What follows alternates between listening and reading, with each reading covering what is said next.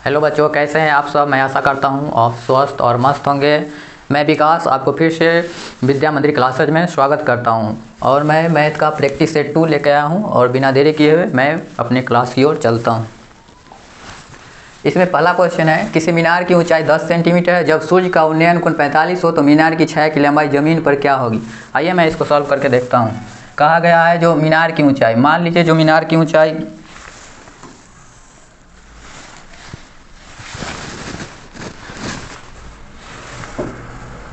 ये मीनार हो गया और ये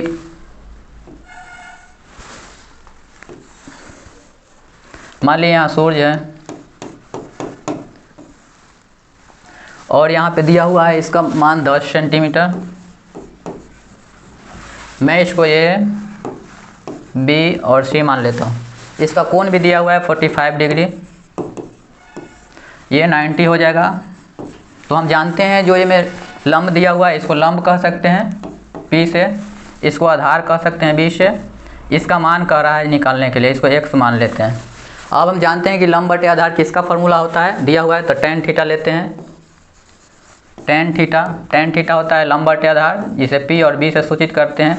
tan थीटा का मान 45 है, tan 45 डिग्री लिखते हैं। P का मान लंब दिया हुआ 10 सेंटीमीटर, आधार कहता है निकालने के लिए छाया, तो हम इसको x मान लेते हैं। tan 45 का मान 1 होता है, मैं यहाँ tan 45 की जगह 1 लिखता हूँ। यहाँ 10 है, यहाँ x है, इसको क्रॉस मल्टीप्लाई करेंगे तो x बराबर 10 सेंटीमीटर। सेंटीमीटर में दिया है, यहाँ सब मीटर में आंसर है, इसको हम सेंटीमीटर कर लेते हैं। यही आपका आंसर हो गया। कलम नेक्स्ट, किसी वृत्त के केंद्र से 5 सेंटीमीटर दूर स्थित बिंदु A से वृत्त पर खींची गई स्पर्श रेखा की लंबाई 4 सेंटीमीटर है, तो वृत्त की त्रिज्या क्या होगी। देखिए वृत्त हो गया, कह रहा है जो केंद्र से 5 सेंटीमीटर दूर स्थित है। केंद्र से 5 सेंटीमीटर हम लेते हैं, मान लिया 5 सेंटीमीटर केंद्र से लिया, और कहता है बिंदु A से वृत्त पर खींची गई स्पर्श रेखा, यहाँ A दिया गया है, इस पर स्पर्श रेखा खींचा गया है। खींची गई स्पर्श रेखा की लंबाई 4 सेंटीमीटर है, हम 4 सेंटीमीटर इसको लेते हैं यहाँ से यहाँ तक। उसके बाद तो वृत्त की त्रिज्या कह रहा है निकालने के लिए, मान लीजिए वृत्त की त्रिज्या यहाँ से ये हो गया, इसको r से सूचित कर देते हैं। आपको पता होगा कि जो मैं किसी बाह्य बिंदु से वृत्त पर खींची गई जो स्पर्श रेखा होती है वो लंब होती है। लंब ये हो गया, इसको P से सूचित कर देते हैं। ये कर्ण हो गया, इसको H से सूचित करते हैं, और आधार यहाँ पे R हो गया। तो हम जानते हैं कर्ण स्क्वायर बराबर P स्क्वायर प्लस B पर यहाँ R ले लेते हैं, B को R ले लेते हैं। कर्ण का मान यहाँ 5 है तो 5 का स्क्वायर देंगे। P का मान 4 है, 4 स्क्वायर प्लस R स्क्वायर, ये इसी का मान हमको ज्ञान 25 यहाँ हो जाएगा 5 के स्क्वायर, ये हो जाएगा 4 × 16 प्लस R स्क्वायर। 16 में से इधर 5 घटा देंगे तो 9 आएगा, इधर प्लस में इधर आके माइनस R स्क्वायर। हम R स्क्वायर बराबर इधर लिख सकते हैं 9, इधर से स्क्वायर हटेगा, इधर रूट आ जाएगा तो √9 आ गया। √9 के हम लोग 3 जानते हैं, इसका मतलब हो गया 3 सेंटीमीटर त्रिज्या की लंबाई हो गया। जब त्रिज्या की लंबाई 3 सेंटीमीटर हो गया तो हम इसको व्यास भी निकाल सकते हैं। व्यास होता है r का दुगुना, तो d बराबर क्या हो जाएगा 3 दूना 6 सेंटीमीटर d।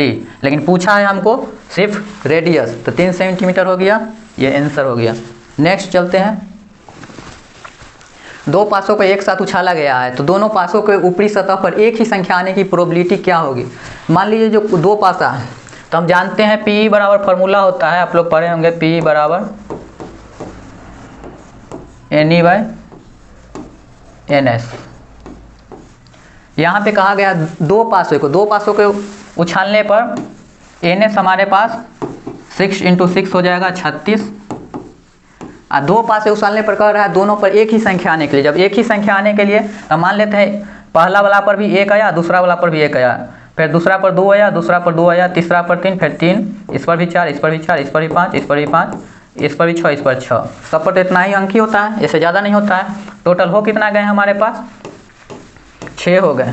तो हमको NE का मान यहाँ पे 6 आ गया, NS कितना था 36। इसको काटेंगे 1/6 हमको आंसर हो गया, यही आपका आंसर था। चलिए नेक्स्ट, कहा है 21, 18, 15 का कौन सा पद शून्य होगा। इसमें कह रहा है कौन सा पद शून्य होगा। मानते हैं जिसमें हम लिख लेते हैं जो इसमें पद तो n होगा, कोई भी संख्या n है जो हमको पता नहीं है, पर tn हमको शून्य मान लेते हैं। tn या an भी आप बोल सकते हैं। हम जानते हैं यहाँ पे a का मान हम निकालते हैं, a पहला होता है 21, d निकालेंगे यहाँ पे, d का मान हो जाएगा दूसरा माइनस पहला 18 माइनस 21 बराबर -3।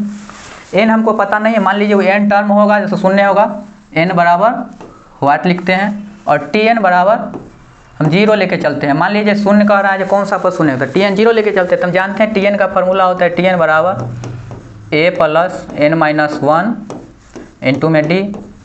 tn हम 0 लिए हैं, यहाँ 0 लिखते हैं, a का मान यहाँ से 21 लिखेंगे, n हमको पता नहीं है, मान लीजिए n-1 यहाँ, d का मान -3 है, यहाँ प्लस होगा 21 प्लस यहाँ गुना करेंगे तो ये -3 यहाँ +3, माइनस माइनस प्लस हो जाएगा, 21 माइनस 3n होगा यहाँ पे 3n प्लस 3, 21 3 24, इधर माइनस में 3n इधर आके प्लस में हो जाएगा। तो n का मान क्या हो जाएगा 24 में 3 से भाग देंगे 8 हो जाएगा। यही जो 8वां टर्म था हम लोग का, यही था शून्य था, ये हो गया। नेक्स्ट चलते हैं। कह रहा है प्रथम पाद में स्थित किसी बिंदु का x अक्ष से दूरी क्या कहलाती है। मान लें प्रथम पाद ये होता है, यहाँ y लिखते हैं y1, इसको x को x1, ये 0 0 मूल बिंदु होता है। इसको फर्स्ट क्वाड्रेंट बोलते हैं प्रथम, इसको दूसरा बोलते हैं, इसको तीसरा, इसको चौथा। हमको कहा गया है बिंदु की x अक्ष से दूरी क्या कहलाती है। x अक्ष से दूरी ऊपर ले या नीचे ले, ये ऊपर लेंगे तो भी y जाएगा, नीचे लेंगे तो भी y जाएगा। तो प्रथम को हम लोग जैसे x को बोलते हैं भुज, y को क्या बोलेंगे कोटि। तो इसमें ऊपर और नीचे जा रहा है तो y के समतुल्य हो रहा है, तो y को हम कोटि बोल देंगे। यहाँ पे कहता है जो y के समतुल्य क्या होगा, तो x वाला लेंगे भुज, मतलब रेसिप्रोकल होता है इसका, x बड़ा x का बोलेगा तो y लेंगे, y का बोलेगा तो x लेंगे, x का भुज बोलेंगे, y का कोटि बोलेंगे। यही था आंसर। चलिए नेक्स्ट। बहुपद कह रहा है 2 - x इंटू x - 1 के शून्यकों का गुणनफल क्या होगा। तो पहले तो हम इसको गुना में उसको हम सजा लेते हैं। कह रहा है यहाँ 2 - x 1 है, इसको हम गुना कर लेते हैं 2 माइनस में x² minus minus plus x, यही तो है। इसको पहले x² को हम ऐसे लिखते हैं -x² प्लस x प्लस 2, ये कोई दिक्कत तो नहीं है यहाँ पे। मान लीजिए जो यहाँ पे इसको हम a मान लेते हैं, इसको b मान लेते हैं, इसको c मान लेते हैं। अब कह शून्यकों का गुणनफल, आप द्विघात समीकरण में पढ़े होंगे, शून्यकों का योग,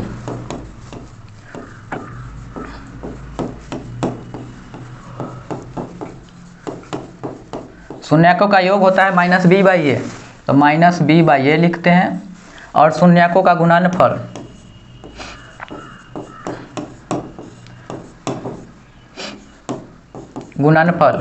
c/a होता है।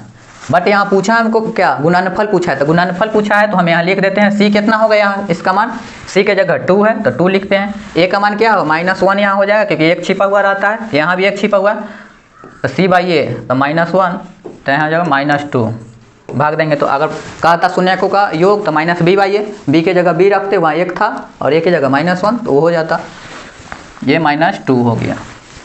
नेक्स्ट चलते हैं। निम्नलिखित में कौन सा समांतर श्रेणी में नहीं है। समांतर श्रेणी में होने का मतलब है कि सबका अगर अंतर समान हो तो उसको कह सकते हैं जो समांतर श्रेणी में है। इसको हम कैसे बनाते हैं, देखिए इसको 1² है, 1 लिखते हैं, 5 का स्क्वायर 25 है, 7 का स्क्वायर 49 है, 73 है। इसको अंतर लेते हैं, d निकालने के लिए दूसरा माइनस पहला करेंगे तो यहाँ 24 हो जाएगा, फिर 49 में से 25 घटाएंगे, यहाँ भी 24 है, 73 में से 49 घटाएंगे, यहाँ भी 24 है। अंतर समान है, इसको कहेंगे जो समांतर श्रेणी में है।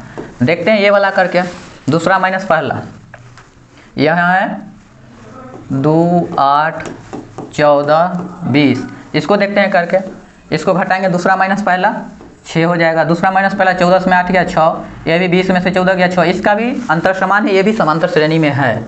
इसको देखते हैं घटा के, इसमें दिया हुआ है -10 -6 -2 और 2, इसको घटाएंगे, दूसरा माइनस पहला करेंगे तो यहाँ हो जाएगा दूसरा -6 है, माइनस करेंगे, पहले से माइनस है तो -10, ये हो जाएगा माइनस माइनस प्लस हो गया तो -6 + 10, ये हो गया 4। फिर दूसरा करेंगे, दूसरा माइनस पहला, -2 माइनस से -6 तो -2 + 6, ये घट के 4 हो गया। फिर देखते हैं आगे तीसरा टर्म निकालते हैं, 2 माइनस माइनस प्लस, तो ये हो जाएगा 2 माइनस और माइनस, ठीक है, -2 यहाँ था माइनस, माइनस किए तो यहाँ प्लस हो जाएगा तो 4। इसमें भी सब का रेगुलर जो है जो अंतर सेम ही आ रहा है, तो ये भी समांतर श्रेणी में है। बट अगर इसको अगर अंतर निकालेंगे, दूसरा माइनस पहला, दूसरा माइनस पहला, तो ये समांतर श्रेणी में नहीं आएगा क्योंकि अंतर समान इसका होगा ही नहीं, इसका आंसर ये हो जाएगा। चलिए नेक्स्ट कह रहा है के किस मान के लिए समीकरण निकाय 4x + ky = 6 और 2x - 4y = 3 के अनगिनत हल होंगे। तो हम लिखते हैं यहाँ क्या है, पहला में 4x + ky = 6, दूसरा है 2x - 4y = 3। अनगिनत हल के लिए, अनगिनत हल में देखते हैं जैसे अद्वितीय हल में होता है वो a1/a2 = b1/b2 = c1/c2, तीनों का हम लिख दे रहे हैं।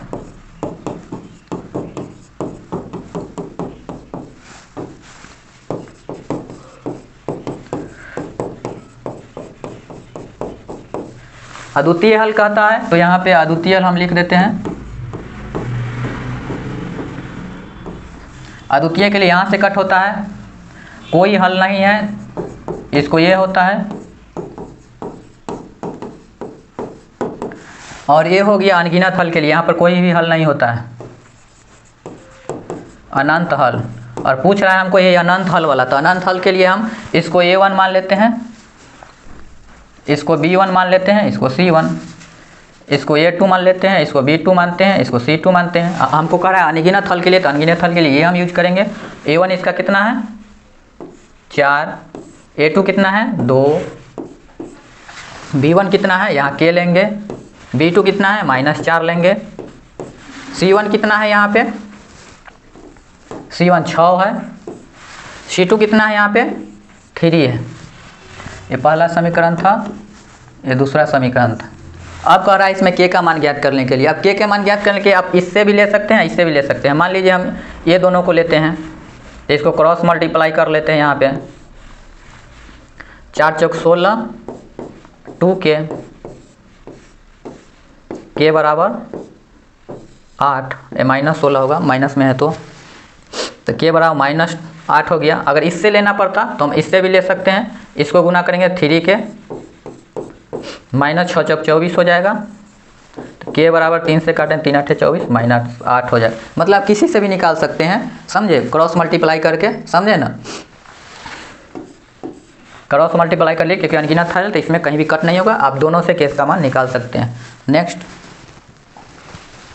समांतर श्रेणी 6, 13, 20 और 216 का मध्य कह रहा है निकालने के लिए। मध्य निकालने के लिए हमको पहले a है यहाँ दिया हुआ, a बराबर 6 लेते हैं, d क्या हो जाएगा दूसरा माइनस पहला 7 हो जाएगा, tn यहाँ दिया हुआ है, tn लास्ट टर्म को बोलते हैं 216, मान लेते हैं n निकालना है हमको, तो tn बराबर क्या होता है फार्मूला, tn बराबर a + n-1 into d, tn 216 है, 216 लिखेंगे, a का मान 6 है प्लस n का मान पता नहीं है, d का मान 7 है, 216 6 7 से गुना करें 7n हो जाएगा यहाँ पे -7, ये -7 है प्लस 6 है, यहाँ -1 बचेगा, इधर आके जुड़ जाएगा 216 में 1 तो 217 हो जाएगा, इधर 7n बचा, 7 से काटेंगे 7 21, 7 एकम 7, n का मान हमको 31 आया,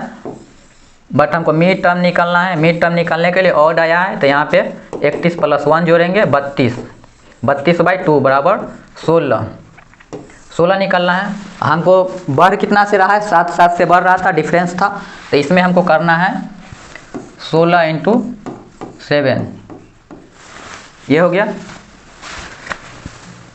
16 इंटू 7 112। आपको ख्याल होना चाहिए +1 यहाँ जोड़े थे और था तो यहाँ 112 - 1 करेंगे तो 111। यही तो हमको था मिड टर्म। 12 नंबर चलते हैं। बिंदु 6 - 5 का भुज कह रहा है। तो हम जानते हैं जो भुज और कोटि किसको बोलते हैं, पहलुक का x होता है, इसको y होता है, इसी को तो पहलुक का को ही तो भुज बोलते हैं। पिछला क्वेश्चन में आप देखे होंगे, इसको कोटि बोलते हैं। तो हमको कह रहा है भुज, तो भुज क्या हो जाएगा 6 हो जाएगा। कोटि बोलता तो -5 वाला होता।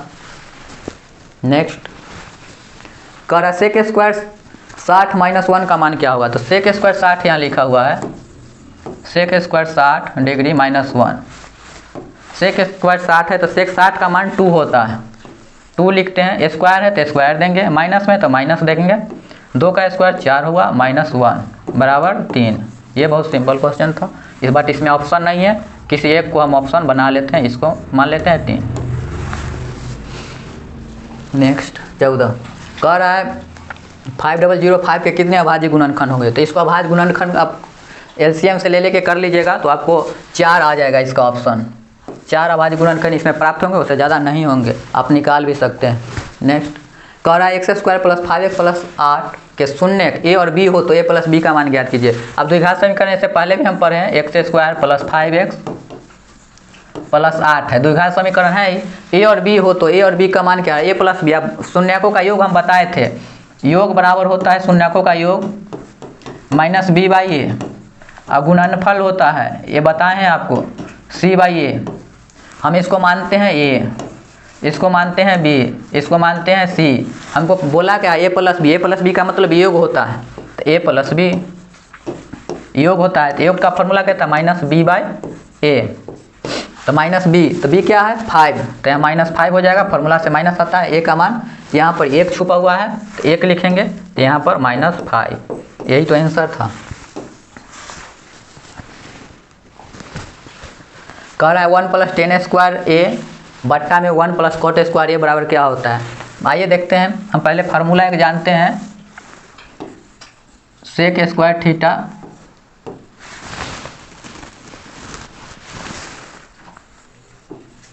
सेक square theta minus tan² theta बराबर 1 होता है। हम इसको सेक स्क्वायर थीटा इधर ही रखते हैं, सेक स्क्वायर थीटा, ये माइनस में है tan² तो उधर जाके हो जाएगा +1 + tan² थीटा। एक और जानते हैं हम लोग, cos² theta minus cot² theta बराबर 1 होता है। इधर cosec के इधर रखते हैं, cosec² थीटा 1 है तो 1 लिखेंगे, इधर माइनस में इधर आके प्लस में cot² थीटा।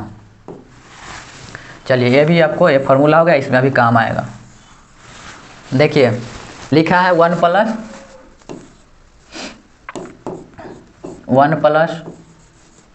tan² a बट्टा में 1 +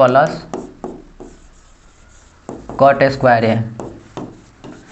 1 + tan² a क्या है यहाँ पर मान, 1 + tan² a sec² a लिखेंगे, वहाँ थीटा है तो यहाँ a है तो यहाँ लिखिए sec² a।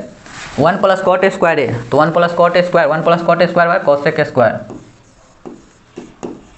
cosec² a। इसको हम लिखते हैं sec² के नीचे लाएंगे तो cos² हो जाएगा, और cos² के ऊपर ले गए तो sin² हो जाएगा, तो sin² a बटा cos² a।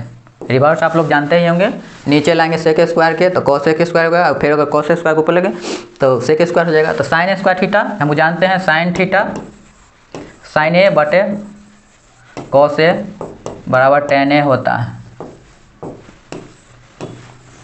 इसमें हमको साइन बटा कॉस है डेल, तो tan लिख सकते हैं, स्क्वायर है तो स्क्वायर दे देंगे। यही तो आंसर था, फार्मूला भी याद कर लीजिएगा। नेक्स्ट कह रहा है बिंदु 3 और 2 और बिंदु -3 और 2 अवस्थित है।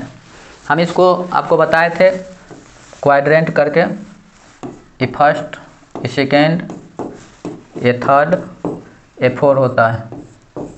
इसमें कह रहा है 3 और 2, 3 और 2 इसमें आता है प्लस प्लस वाला, और -3 और 2, -3 और 2 इसमें आता है, और माइनस माइनस इसमें आता है, और प्लस माइनस इसमें आता है 4 क्वाड्रेंट में। हमको देखिए बताया है 3 और 2, 3 और 2 तो पहला वाला में दोनों प्लस है तो जाएगा पहला क्वाड्रेंट, -3 और 2 दूसरा क्वाड्रेंट में है। तो हमको क्या पता चल रहा है, एक्स अक्ष पर है दोनों, नहीं एक अक्ष पर तो नहीं है, एक अक्ष पर भी है और इधर भी एक अक्ष पर है। इसको y और y1 मानते हैं, इसको x और इसको x1 मानते हैं। y अक्ष पर है नहीं, x अक्ष के दोनों ओर स्थित है। मान लीजिए x अक्ष यहाँ 3 है, या इसको x मानते हैं, इसको y, इसको x, इसको y। तो यहाँ तो x अक्ष के दोनों ओर तो स्थित है, इधर और इधर। अगर नीचे रहता तो बोलते जो x और y के बीच है, लेकिन यहाँ दोनों तरफ x अक्ष के दोनों तरफ ही है। नेक्स्ट, इसमें समीकरण दिया हुआ है, x और y का मान ज्ञात करने के कह रहा है। देखते हैं करके क्या होता है। 2x + 3y = 11, इसको फर्स्ट मानते हैं। इसको दूसरका में 2x - 4y - 24, इसको 2 मानते हैं। देखिए यहाँ x और x बराबर ही है, तो हमको यहाँ पर या कोई भी ऊपर नीचे में गुना करके बराबर करने की ज़रूरत नहीं है, पहले से ही दे चुका है बराबर। तो इसको काट सकते हैं साइन चेंज करके। याद रखिए प्लस है तो माइनस देते हैं, यहाँ माइनस है तो प्लस देते हैं, यहाँ माइनस है तो यहाँ प्लस देते हैं। अब काट दे रहे हैं, प्लस माइनस कट जाएगा। यहाँ पर या 3y प्लस में है, नीचा वाला प्लस लेंगे तो 4y होगा, 4 3 7 y हो गया। 11 ऊपर में प्लस में है, नीचा वाला प्लस लेंगे 24, 11 35 हो गया। 7 से काटेंगे इसको, 7 5 35, y का मान 5 आ गया। अब y का मान समीकरण 1 में रख लीजिए और समीकरण 2 में कोई में रख लीजिएगा, तो x का मान निकालिए। मान लीजिए हम समीकरण 1 में डालते हैं, 2x + 3, y के जगह 5 रखते हैं, यहाँ बराबर में 11 है, 2 5 दिया है 15 हो गया। इसको 11 करते हैं तो यहाँ 2x, इधर प्लस में था 15 तो उधर जाके माइनस में हो जाएगा 15, -15 है, 11 प्लस है तो यहाँ घट के -4 हो जाएगा। तो -4/2, x का मान -2 आ गया। तो हमको कह रहा है जो x y का मान, तो x का मान हमको आ गया -2, y का मान आ गया 5, यही तो था। अब देखिए ऑप्शन में कहाँ है, x का मान 2 और y का -5, नहीं x का मान -2 y का 5, x का मान -2 और y का मान 5 है, यही तो आंसर था, निकालना था। चलिए नेक्स्ट 19 नंबर क्वेश्चन देखिए। tan, यहाँ डिग्री छूट गया है, यहाँ कह रहा है tan 49 डिग्री बट्टा में cot 41 डिग्री, इसको कह रहा है मान कितना हो जाएगा। इसका एक रिलेशन होता है सब में, आपको बता देते हैं। साइन और कॉस,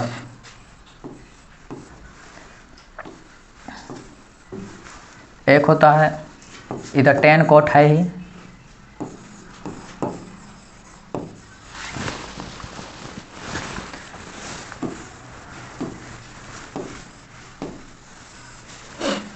एक होता है cosec थीटा और ये sec थीटा।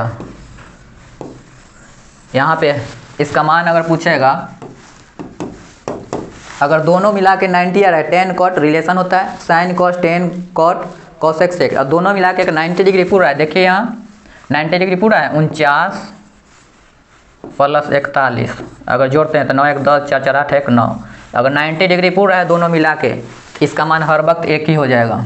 अगर इसमें भी साइन कॉस में भी अगर 90 पूरा है दोनों एंगल मिला के ऊपर नीचे, तो एक मान हो जाएगा इसका। इसमें भी एक, इसमें भी एक, यही तो था, इसका एक आंसर होगा।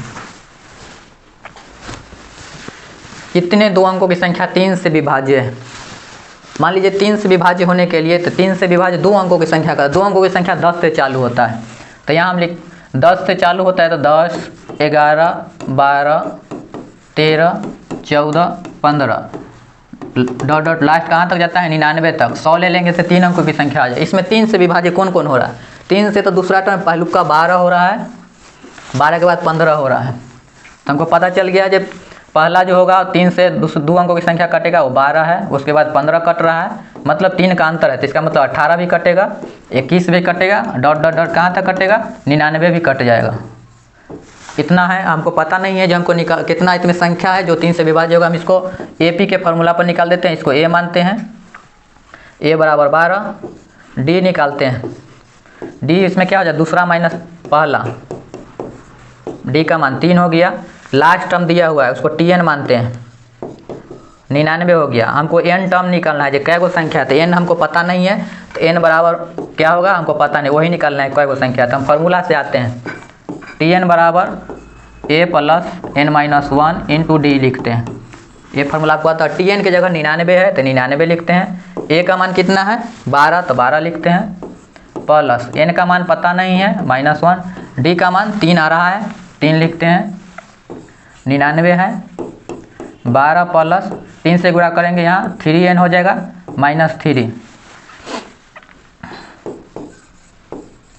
12 में से 3 गया, यहाँ 9 आएगा प्लस 3n, 9 इधर प्लस में इधर आके घट जाएगा, 99 में से 9 घटेगा, 90 बचेगा, यहाँ 3n बचेगा, 3 से यहाँ काटेंगे तो 30 मरतबे कट जाएगा, n बराबर 30 आया।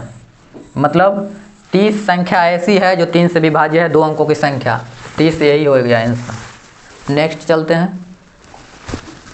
यदि साइन A बराबर 8/17 है तो कॉट A का मान, देखिए यहाँ साइन A बराबर 8/17, साइन थीटा होता है लंब, लंब बटे कर्ण होता है, इसको लंब लिखते हैं, हिंदी में भी लिख देते हैं लंब, इसको कर्ण।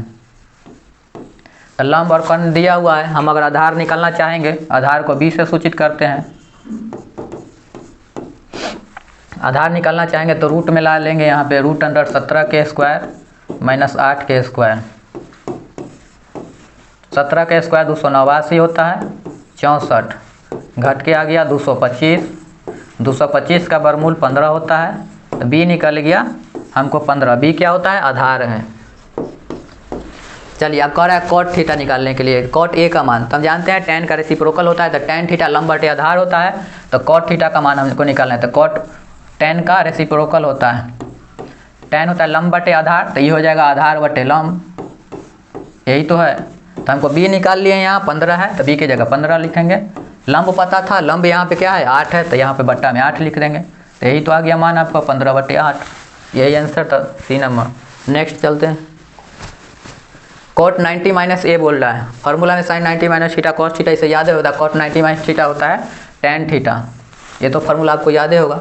चलिए मेरा लास्ट था, और आपको अच्छा लगा मेरे क्लास तो मेरे चैनल को विद्या मंदिर क्लासेज को लाइक सब्सक्राइब और शेयर करें, अपने दोस्तों में ये क्लासेज को शेयर करें। Thank you.